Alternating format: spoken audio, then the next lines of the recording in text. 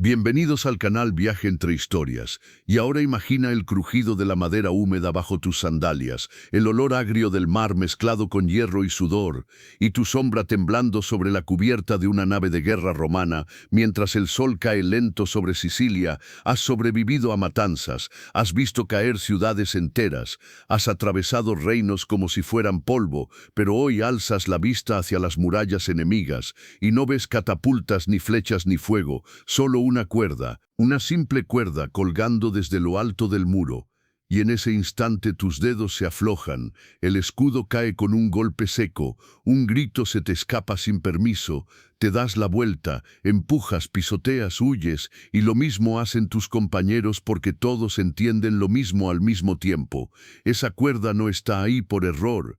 Es un mensaje, significa que alguien te ha visto, que una mente invisible ya ha calculado tu posición, tu peso, la tensión del agua, y que en cualquier segundo una fuerza imposible arrancará tu nave del mar y la romperá como si fuera una rama vieja. Estás en el asedio de Siracusa y sabes que no estás luchando contra hombres, estás luchando contra un cerebro, y esta será la única vez en la historia en que un ejército entero se derrumbe, no por un dios ni por un monstruo, sino por un matemático.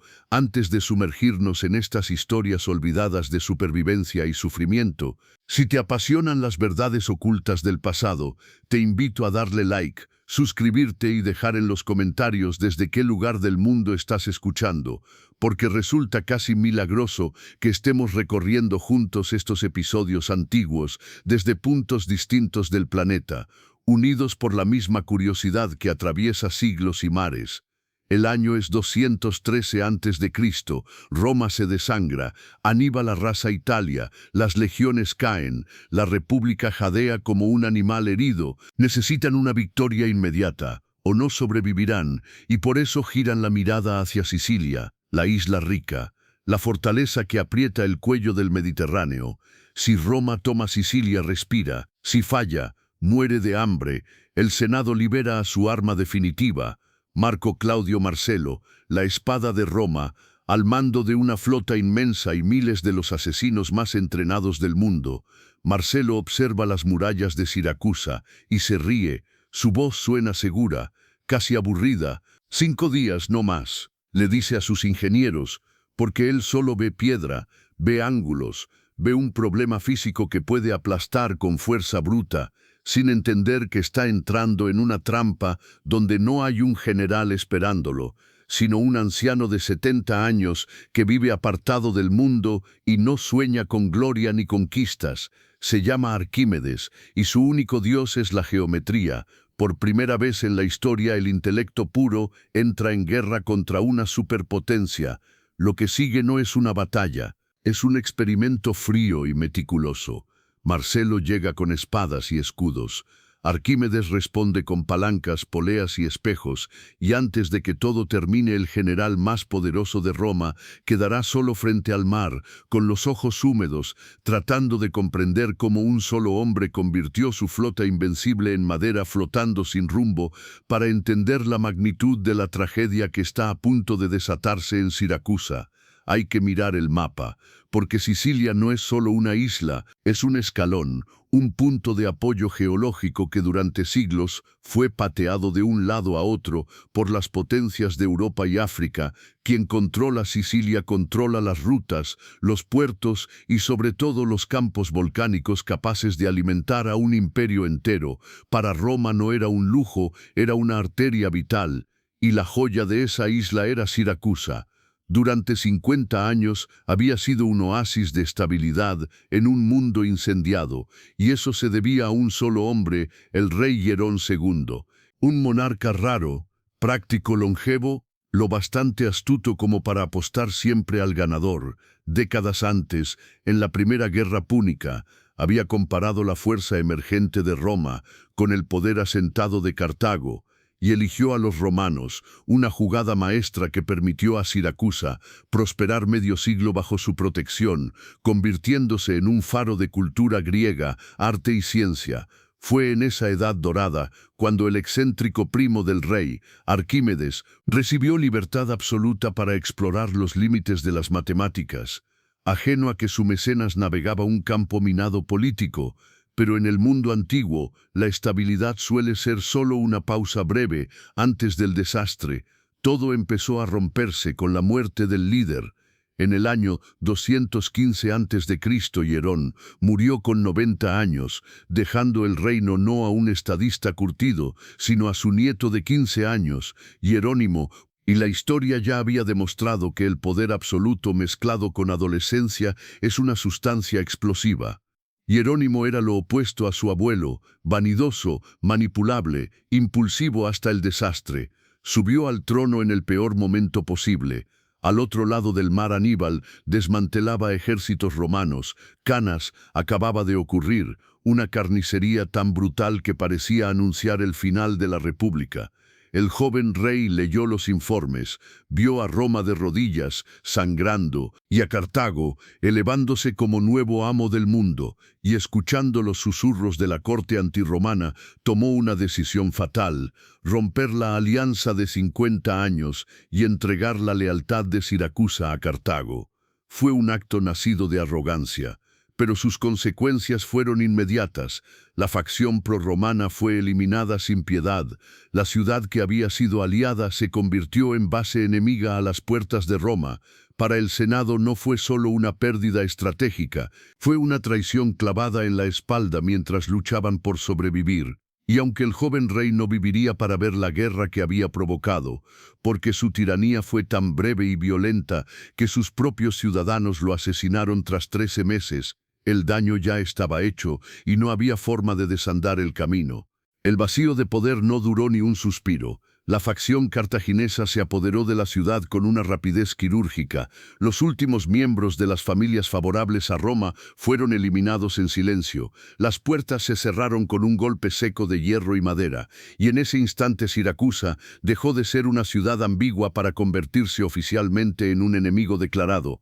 En Roma no hubo debates ni gestos diplomáticos. El Senado entendió que no había tiempo para palabras largas ni acuerdos frágiles. La orden fue directa y brutal: enviar a Marco Claudio Marcelo a Sicilia con un mandato sin adornos: asegurar la isla cueste lo que cueste. Marcelo pertenecía a otra era, un romano moldeado en sangre, eficacia y devoción religiosa. No soñaba con incendiar Siracusa, soñaba con vaciarla. Conocía su fama, los templos repletos de arte griego, el oro acumulado durante generaciones, los cuerpos que podían convertirse en esclavos. Para él aquella campaña no era una cruzada moral, era una oportunidad rápida de saqueo para alimentar una guerra desesperada contra Aníbal. Cuando desembarcó con sus legiones y comenzó el avance, esperaba una rendición inmediata. Al fin y al cabo pensaba que enfrentaba a comerciantes, filósofos y matemáticos, no a soldados. Tenía la superioridad numérica, dominaba el mar, y lo acompañaban veteranos curtidos en la Segunda Guerra Púnica. Hombres cansados de retiradas y derrotas, ansiosos por descargar su furia sobre una ciudad traidora. Marcelo observó las murallas de Siracusa y solo vio piedra. Nunca sospechó que durante décadas el rey Hierón había insistido a su primo Arquímedes para que bajara sus ideas abstractas al terreno de la defensa real. Ignoraba que esas murallas no eran simples muros, sino piezas de una máquina completa. El escenario estaba listo. El diplomático había muerto. El rey adolescente había sido asesinado. Los ejércitos avanzaban. La edad dorada de Siracusa se apagaba y el hierro comenzaba a reclamar su lugar. Para comprender la absurda magnitud de lo que estaba a punto de ocurrir, primero hay que mirar de frente al enemigo. La fuerza que se acercaba no era un grupo desordenado de mercenarios, era el depredador supremo del mundo antiguo. Al frente marchaba Marco Claudio Marcelo, la encarnación viva de la agresión romana, en una cultura que veneraba la guerra. Marcelo era casi una divinidad. Años atrás había obtenido el máximo honor posible para un general romano al matar a un rey enemigo en combate singular y arrancar su armadura a un tibia. Era despiadado, profundamente religioso y absolutamente inflexible. Lo llamaban la espada de Roma porque no solo vencía a sus enemigos, los quebraba, traía consigo todo el peso de la República. En tierra las legiones avanzaban con una sincronía hipnótica. Miles de infantes pesados que habían convertido la guerra en un proceso industrial, capaces de levantar caminos, puentes y fortificaciones en cuestión de horas. Pero el verdadero terror venía del mar. Marcelo comandaba una flota de 60 quinquerremes, monstruos flotantes con 5 filas de remos, tripulados por infantes de marina impacientes por combatir, y no confiaba solo en músculos y disciplina. Había traído sus propias creaciones, entre ellas un artefacto de asedio conocido como la sambuca, una escalera colosal de madera, tan ancha que 4 hombres podían correr sobre ella al mismo tiempo, montada sobre un eje entre 2 naves unidas, mediante poleas podía elevarse y caer directamente sobre las murallas, permitiendo que los soldados invadieran la ciudad sin pisar tierra. Era una obra maestra de ingeniería militar, imponente, intimidante y hasta entonces infalible. Cuando el sol se alzó sobre el puerto de Siracusa, en el año 213 a.C., la escena parecía el fin del mundo, el horizonte cubierto de velas romanas, el suelo vibrando con el paso rítmico de las legiones. Dentro del campamento el ambiente no era de miedo, sino de impaciencia profesional. Para Marcelo y sus oficiales, aquello no era una lucha por sobrevivir, era una limpieza final. ¿Conocían el nombre de Arquímedes? Claro que sí. Sabían que era un matemático célebre, un hombre que dibujaba figuras en la arena, pero para un general romano la geometría era un juego de salón, la filosofía no detenía una espada, los números no derribaban torres. Tan confiado estaba Marcelo que, según se decía, bromeó con sus oficiales señalando las enormes sambucas y luego las murallas. «Vamos a bebernos el mar y lavar a esos defensores», ordenó un ataque doble. Las legiones presionarían la puerta del Hexapilón por tierra, mientras la flota golpearía los muros marítimos de Acradina. Un golpe de martillo y yunque perfecto, sin escapatoria posible. La lógica dictaba que Siracusa caería en cuestión de días. Sonó la trompeta, un lamento grave que rebotó en los acantilados de piedra caliza. Los remeros hundieron los remos, las sambucas se alzaron proyectando sombras largas sobre el agua. La máquina de guerra romana avanzó segura, ruidosa, inevitable. Estaban a punto de llamar a la puerta del hombre más inteligente que había existido y no tenían idea de que él ya los estaba observando. La flota romana se lanzó hacia adelante, los remos trituraban el mar, convirtiéndolo en espuma blanca, mientras las quinquerremes se abalanzaban sobre los muros de Acradina. El plan parecía perfecto. Las naves con las sambucas avanzaban en parejas unidas, listas para arrojar sus puentes sobre las murallas e inundar la ciudad de soldados. En cubierta los hombres se prepararon, escudos juntos, miradas fijas en los parapetos de piedra. Esperaban flechas, rocas, el caos habitual de una ciudad sitiada. Pero lo que encontraron fue algo mucho peor. Precisión mecánica. Al entrar en la zona mortal, las murallas parecieron despertar. Enormes vigas de madera ocultas tras las fortificaciones giraron hacia afuera sobre ejes invisibles. No parecían armas, parecían los brazos descarnados de un gigante enterrado. De sus extremos colgaban ganchos de hierro, algunos como garras de águila, otros como pinzas descomunales. Los romanos vacilaron. Una ola de desconcierto recorrió las filas. Nadie entendía qué estaba viendo. Antes de que un centurión pudiera siquiera ordenar la retirada, la garra de Arquímedes cayó. Desde el interior de la ciudad se liberaron los contrapesos, las garras se precipitaron desde el cielo con una velocidad espantosa, atravesando cubiertas o aferrándose a las proas. El estruendo fue ensordecedor, madera desgarrándose, cuerdas gimiendo bajo tensión. Y entonces la física tomó el control. Dentro de Siracusa bueyes o equipos de hombres tiraban del extremo opuesto de aquellas palancas colosales. La física no tiene compasión. Una fuerza pequeña aplicada a la distancia correcta puede mover montañas. Y Arquímedes había convertido los muros de su ciudad en el punto de apoyo de la palanca más letal, jamás construida, lenta, imposible. Contra toda intuición, las naves romanas comenzaron a elevarse fuera del mar.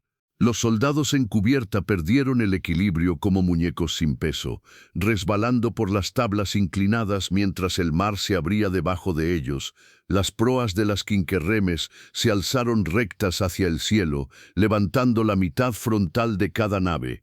Y por un instante imposible los barcos quedaron suspendidos en vertical, colgando como peces atrapados, el agua escurriéndose de los cascos, los rostros de los marines petrificados en un terror puro, ya no combatían a hombres ni a muros, estaban luchando contra la gravedad misma. Y entonces llegó la caída. Dentro de la ciudad manos invisibles soltaron nudos corredizos, las garras se abrieron y toneladas de madera y hierro se precipitaron de vuelta al mar desde una altura brutal. El golpe partió quillas como huesos secos, el agua irrumpió sin freno, las zambucas, orgullo de la ingeniería romana, estallaron en astillas arrastrando consigo a las últimas naves. El puerto se transformó en un campo de restos flotantes y cuerpos sin nombre, y los barcos que intentaron mantenerse a distancia descubrieron demasiado tarde que tampoco estaban a salvo. Desde las murallas comenzó a llover otra clase de horror. Arquímedes había ajustado sus catapultas para lanzar piedras de hasta 10 talentos, masas de 600 libras que no caían al azar, sino con una precisión quirúrgica, atravesando cubiertas, aplastando hombres y mecanismos por igual. No fue una batalla, fue una carnicería. Marcelo observaba desde su nave de mando con la voz muerta en la garganta, viendo cómo su flota invencible era desmontada como juguetes en una bañera. Había venido a librar una guerra y había entrado en un matadero dirigido por un geómetra. La mano de hierro no solo destrozó sus barcos, destrozó la idea misma de superioridad romana, y si la garra fue la pesadilla del mar, lo que siguió fue la pesadilla del sol. Las naves supervivientes, heridas y con vías de agua, se alejaron de las murallas hasta una distancia que creían segura, fuera del alcance de ganchos y catapultas, flotando bajo el calor del mediodía, mientras las tripulaciones exhaustas intentaban comprender la masacre mecánica que acababan de vivir. Pero Arquímedes no había terminado, según relataría Galeno, y más tarde las crónicas bizantinas. Cuando el sol alcanzó su punto más alto, apareció algo extraño sobre las murallas. No era una máquina reconocible, era una luz concentrada y cegadora. La leyenda dice que Arquímedes ordenó pulir los escudos de bronce hasta dejarlos como espejos, o quizá construyó un gran espejo hexagonal rodeado de placas móviles, colocados en una curva precisa para atrapar el sol mediterráneo y concentrarlo en un solo haz ardiente. Ese rayo, cuentan, fue dirigido hacia la flota romana. Primero la madera comenzó a humear, luego la brea que impermeabilizaba los cascos burbujeó y prendió. Y de pronto las naves de vanguardia no solo ardieron, estallaron. El rayo de la muerte había golpeado, el pánico se desató, los romanos, traumatizados por garras gigantes, convencidos ahora de que los dioses lanzaban fuego desde el cielo, perdieron toda coherencia. Aquí conviene detenerse un instante. Durante siglos historiadores y científicos han discutido si aquellos espejos ardientes fueron realidad o mito. Suena a fantasía. Y los experimentos modernos, desde programas televisivos hasta estudiantes universitarios, han intentado reproducir ese láser solar con resultados ambiguos. La física dice que es posible encender madera con luz concentrada, pero hacerlo sobre un barco en movimiento, a distancia, es extremadamente difícil. Requiere un punto focal perfecto mantenido con precisión, pero miremos esto no solo como físicos, sino como estrategas. Incluso si Arquímedes no vaporizó naves al instante, imagina cientos de superficies de bronce reflejando el sol del mediodía directamente a los ojos de remeros y arqueros. Un deslumbramiento total. No puedes apuntar, no puedes gobernar el timón. Y si eres un soldado romano supersticioso, en el año 212 a.C., y ves una luz antinatural seguida de fuego encubierta, no calculas ángulos ni distancias, asumes hechicería, ya fuera un rayo literal o un arma de distracción masiva. El efecto fue idéntico. Los romanos quedaron paralizados. No podían acercarse sin ser aplastados, ni retirarse sin quedar cegados o bombardeados.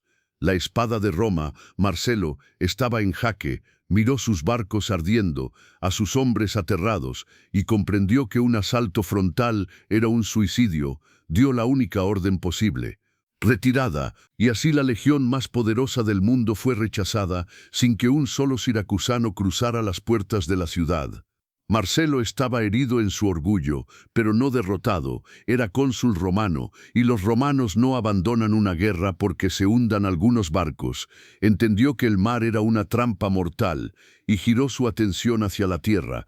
Ordenó a sus legiones avanzar contra la puerta del Hexapilón, en el flanco norte de Siracusa. Su razonamiento era impecable. Las garras y los espejos eran monstruos pesados, anclados al puerto como órganos fijos de una criatura inmóvil, y Marcelo se convenció de que aquella locura no podía repetirse a lo largo de todo el perímetro terrestre. Además conocía bien el talón de Aquiles de la artillería antigua. Las catapultas eran herramientas torpes, arrojaban su carga en un arco alto y previsible, peligrosas a distancia pero inútiles cuando el enemigo corría rápido y se metía bajo la curva del proyectil, allí donde las piedras silbaban por encima de la cabeza sin tocar carne. Era una apuesta calculada, así que ordenó avanzar de noche, sombras corriendo, respiraciones contenidas, hombres lanzándose hacia ese supuesto refugio al pie del muro para clavar escaleras y trepar, pero Arquímedes ya había pensado en ello. No se había limitado a construir armas grandes, había reescrito la idea misma de la balística. Cuando la infantería romana irrumpió gritando, segura de encontrar protección cerca de la piedra, lo que recibió fue una tormenta escalonada.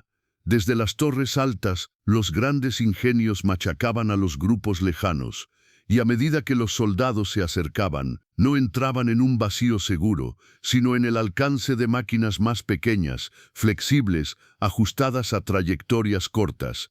Y cuando por fin alcanzaron la base del muro, el lugar que debía ser intocable, se toparon con el infierno. La muralla estaba perforada por cientos de orificios diminutos, del tamaño de una mano, y desde esas heridas de la piedra arqueros y operadores de escorpiones, ballestas rápidas y letales, disparaban a quemarropa sin exponerse jamás. Los legionarios caían sin ver a quién los mataba, virotes y flechas parecían nacer del propio muro, no había cobertura, no existía punto ciego, cada palmo de terreno desde el horizonte hasta la puerta era una trampa mortal. La humillación fue total. El ejército que había perfeccionado el arte del asedio corría en círculos, aterrorizado por paredes que parecían observarlo. Marcelo vio a sus hombres retroceder una vez más, y algo se quebró en él. No explotó en ira, hizo algo peor, rió, una carcajada seca, amarga, que Plutarco registraría años después. Miró a sus ingenieros destrozados y dijo: «No deberíamos dejar de luchar contra este briareo geométrico que usa nuestras naves como cucharones y supera a los gigantes de 100 manos». Era una confesión. La espada de Roma admitía que no podía cortar el genio puro, ordenó suspender todos los ataques, entendió que Siracusa no caería por la fuerza, así que eligió el hambre. La guerra activa terminó y comenzó el cerco. Pero para Arquímedes, el peligro no había pasado. El aburrimiento y la confianza iban a ser enemigos más letales que cualquier legión. La guerra dejó de moverse y se transformó en una mirada fija. Durante 2 años insoportables, el ejército romano se pudrió frente a las murallas bajo el calor siciliano. La épica del primer asalto se deshizo en la miseria del campamento. Los mosquitos llenaron los pantanos cercanos de fiebre, los suministros escaseaban, la moral se hundía. Dentro de la ciudad los siracusanos resistían, pero estaban atrapados. El bloqueo era un estrangulamiento lento, y aún así, gracias al grano almacenado y a los muros intactos, la ciudad se sentía segura. Quizá demasiado. Creían haber vencido, tenían al hombre más inteligente del mundo de su lado. Habían rechazado al ejército más poderoso de la tierra, y los griegos sabían bien que la ibris siempre anuncia la tragedia. Marcelo, sin embargo, no se rindió, simplemente cambió de enfoque. Si no podía romper los muros, los estudiaría. Cada día patrullas romanas rodeaban el perímetro buscando una grieta, una piedra floja, un guardia somnoliento, lo que hoy llamaríamos una vulnerabilidad de día cero, y de forma irónica la oportunidad no nació de una batalla, sino de una conversación. En el año 212 a.C., un exiliado espartano llamado Demipo, hospedado en Siracusa, fue capturado por naves romanas cuando intentaba cruzar el bloqueo. La ciudad lo quería de vuelta y Roma aceptó negociar. Ambos bandos acordaron reunirse en un punto neutral cerca del puerto de Trógilo, un tramo del muro encaramado a acantilados rocosos, considerado tan tranquilo que casi nadie lo vigilaba, mientras los diplomáticos discutían rescates y promesas. Un soldado romano, algunas fuentes dicen un centurión, otras que Marcelo envió ingenieros, no escuchaba palabras, miraba la pared, contaba ladrillos. Suena absurdo, pero era ingeniería forense. Observó que ese sector, cerca de la torre de Galeagra, estaba construido sobre terreno irregular, calculó la altura de los bloques, el grosor del mortero. Multiplicó filas y midió con los ojos, y entonces lo vio. Ese tramo era mucho más bajo que el resto. Desde el mar los acantilados lo hacían parecer inaccesible, pero desde la estrecha franja de tierra donde estaban era escalable, y lo más importante, las escaleras romanas estándar, inútiles frente a los grandes muros, encajaban allí a la perfección. Era un fallo mortal, escondido a plena vista. Los siracusanos se habían confiado en la dificultad del terreno y no levantaron el muro lo suficiente. Los romanos regresaron al campamento no con un tratado, sino con una medida. Marcelo escuchó el informe. Por fin tenía un punto débil, pero no podía atacar sin más. Las máquinas de Arquímedes los destrozarían si eran detectados. Necesitaba una distracción, necesitaba que la ciudad mirara hacia otro lado, y entonces el destino al fin pareció inclinarse a favor de Roma. Un desertor llegó al campamento con una noticia susurrada como un pecado. Se acercaba un gran banquete dentro de Siracusa, la celebración de la diosa Artemisa. El desertor explicó que dentro de la ciudad el pan escaseaba, pero el vino sobraba, que durante 3 días completos Siracusa entera, soldados y civiles, se entregaría a beber, bailar y honrar a su diosa, que estarían ebrios, ruidosos y, lo más peligroso de todo, distraídos. Marcelo miró sus escaleras, miró el calendario y entendió que no hacía falta discutir más. Los cálculos estaban hechos, la fecha estaba marcada. El genio de Arquímedes había mantenido la puerta cerrada durante 2 años, pero la negligencia de un centinela borracho estaba a punto de abrirla. La noche cayó sobre Siracusa consagrada a Artemisa, diosa de la caza. Aunque dentro de las murallas lo único que se perseguía era el olvido. Tras 2 años de asedio, raciones medidas y miedo constante, la ciudad se quebró. La presión necesitaba una salida, y cuando se abrieron las ánforas del Festival Siracusa, no bebió, se ahogó. Las calles normalmente vigiladas se llenaron de música, carcajadas y pasos torpes. Las torres de guardia, los ojos de la ciudad, se cerraron lentamente, incluso los centinelas del sector norte, confiados en los acantilados y en el ingenio de Arquímedes, abandonaron sus puestos o se desplomaron dormidos entre vapores de alcohol. Se sentían intocables, habían olvidado que Roma seguía allí, fuera, en una oscuridad sin canciones. Solo se oía el oleaje y la respiración contenida de 1000 hombres escogidos a mano. Marcelo había elegido a los mejores, la élite de la élite, no simples soldados, sino escaladores. Cuerpos tensos, dedos fuertes, equilibrio felino, llevaban espadas, escudos y las escaleras medidas en secreto. A partir del conteo de los ladrillos, avanzaron hacia el tramo de Trógilo sin una palabra. Ese era el instante más peligroso, un resbalón, un choque de metal. Una mirada casual desde arriba bastaban para despertar a las máquinas de Arquímedes y reiniciar la carnicería. La primera escalera rozó la piedra, luego otra. Los romanos comenzaron a trepar. Imagina 1000 hombres suspendidos de la pared, colgados entre el mar Negro abajo y la ciudad enemiga arriba, escuchando sobre sus cabezas los ecos amortiguados de la fiesta que les estaba salvando la vida. El primer legionario alcanzó el parapeto, se impulsó, sacó el gladius y no encontró resistencia.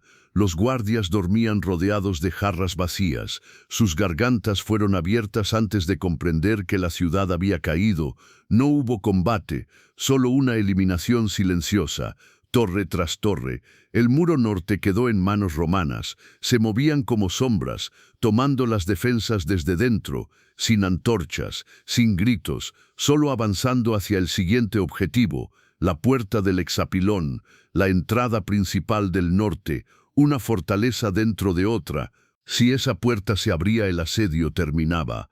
Cuando el amanecer empezó a teñir el cielo de un violeta violento, los ciudadanos de Siracusa despertaron con la cabeza pesada y la boca seca. La música había muerto, algo no encajaba, el aire se sentía distinto, y entonces llegó el sonido, no gallos ni mercados, sino trompetas romanas, cientos de ellas, resonando desde el interior de las murallas. La puerta del Hexapilón gimió, las bisagras cerradas durante 2 años cedieron y por el arco entró el resto del ejército de Marcelo.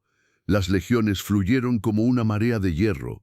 Los habitantes salieron tambaleándose a las calles y encontraron la pesadilla instalada en sus casas.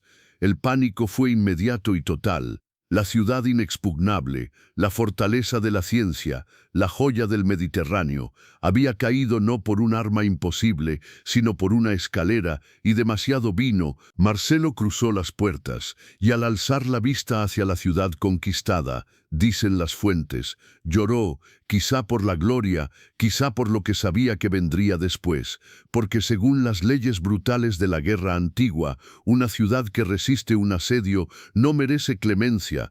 El saqueo de Siracusa había comenzado y en algún rincón del caos un anciano seguía sentado en su jardín, trazando figuras en la arena sin saber que su tiempo se había agotado. La caída de Siracusa no fue una batalla, fue una atrocidad. Cuando los romanos entraron, liberaron sobre la población civil toda la frustración acumulada de 2 años de hambre, enfermedades y humillación. Marcelo, a pesar de sus lágrimas, permitió el saqueo, siglos de riqueza, oro, estatuas, muebles y cuerpos humanos fueron arrastrados a las calles, los templos quedaron desnudos, las casas violadas, el aire se llenó de humo y de gritos. Y en medio de ese fin del mundo, un solo hombre permanecía fuera de la realidad, en un rincón tranquilo de su jardín, lejos de las avenidas. Arquímedes trabajaba, tenía 75 años, el estruendo de la ciudad muriendo a su alrededor, la madera quebrándose, los soldados gritando, parecía no existir para él. Inclinado sobre una caja de arena, dibujaba un diagrama complejo, tal vez calculaba el volumen de una esfera, tal vez afinaba un teorema que el mundo tardaría 1000 años en comprender. Para él las legiones romanas no significaban nada. La única verdad que existía para él era el círculo trazado en la arena, y mientras la ciudad se desangraba, Marcelo había dado una orden clara, seca, sin margen de duda: no tocar a Arquímedes. El general romano entendía el valor de aquel hombre. Quería capturarlo vivo, quizá llevarlo a Roma como consejero, quizá solo mirarlo a los ojos, al cerebro que lo había humillado durante tanto tiempo. Por eso envió soldados expresamente a buscarlo y ponerlo a salvo, pero el destino no tiene piedad. Un infante romano cualquiera, sin nombre ni historia, irrumpió en el jardín. No vio al mayor genio que había conocido el mundo, solo vio a un anciano terco que no le prestaba atención. Con la voz áspera por la adrenalina, le gritó una orden: «Levántate, vienes conmigo. Marcelo te reclama». Arquímedes ni siquiera alzó la vista, hizo un gesto vago con la mano, los ojos clavados en la arena, y pronunció las palabras que atravesarían los siglos: «No perturbes mis círculos». Era la declaración definitiva de un sabio: tu guerra es pequeña, tu imperio es pasajero. Esta verdad que dibujo aquí es eterna, retrocede. Pero el soldado no buscaba verdades. Estaba embriagado de sangre, agotado, ofendido por lo que interpretó como soberbia. En un impulso sacó el gladius y atacó. No hubo duelo ni discurso final, solo hierro entrando en carne. Arquímedes cayó sobre su propio diagrama y la sangre borró los círculos que había protegido hasta el último segundo. Cuando la noticia llegó a Marcelo, quedó devastado. llamó asesino al soldado y lo expulsó de su presencia. Ordenó un funeral solemne para Arquímedes, con honores dignos de un noble. Buscó a sus familiares supervivientes para ofrecer protección y disculpas. Pero ya era tarde. El cerebro que había contenido a un imperio había desaparecido. Roma había conquistado el cuerpo de Siracusa, pero con un solo golpe estúpido había destruido su mente. El asedio había terminado. Sicilia estaba asegurada, y con el tiempo Roma aplastaría a Cartago y dominaría el mundo conocido. Pero la muerte de Arquímedes dejó una cicatriz extraña en la conciencia romana. Marcelo, el hombre que permitió el saqueo, cargó con esa culpa el resto de su vida. Regresó a Roma no solo con oro, sino con una obsesión nueva por la cultura griega, y en ese sentido Horacio tendría razón cuando escribiría que Grecia cautiva terminó cautivando a su conquistador tosco. Roma tenía las espadas, pero sabía que Siracusa había tenido el cerebro, la historia. Sin embargo, es experta en olvidar. Avanza 137 años. Estamos en el año 75 a.C. Un joven funcionario romano llamado Cicerón, destinado a convertirse en la voz más poderosa de Roma, llega a Sicilia y pide a los habitantes que le muestren la tumba de su mayor héroe, Arquímedes. Y lo impensable ocurre. Los siracusanos dicen no saber dónde está. Algunos incluso niegan que exista una tumba. En menos de 2 siglos la ciudad había olvidado al hombre que la había salvado de la destrucción total. Cicerón no les creyó. Recordaba un verso sobre una esfera y un cilindro tallados en una lápida. Así que salió solo hacia los cementerios cubiertos de maleza junto a la puerta agrigentina, apartó zarzas, cortó ramas, removió años de abandono, y allí, escondida bajo un matorral espeso, la encontró una pequeña columna apenas visible coronada por una esfera de piedra y un cilindro. Limpió la vegetación, observó las formas erosionadas, y en ese instante 2 mundos se tocaron. La mente más grande del mundo griego fue finalmente honrada por la voz más grande del mundo romano. Cicerón escribiría después que era una ciudad griega, la más culta de todas, la que habría ignorado el monumento de su ciudadano más ingenioso si no se lo hubiera enseñado un hombre de Arpino. Y entonces queda la pregunta: ¿qué aprendemos hoy de Siracusa? Solemos recordar las máquinas, las garras, los espejos, los supuestos rayos de muerte. Es fácil perderse en el espectáculo de las superarmas antiguas, pero el arma real nunca fue la garra, fue la mente que la imaginó. Arquímedes demostró que una sola persona, armada únicamente con las leyes de la física y el coraje de pensar distinto, puede frenar la marea de lo inevitable. Y también nos dejó una advertencia. Cuando aquel soldado lo mató, no asesinó solo a un hombre, intentó matar una forma de pensar, eligió la violencia antes que la comprensión.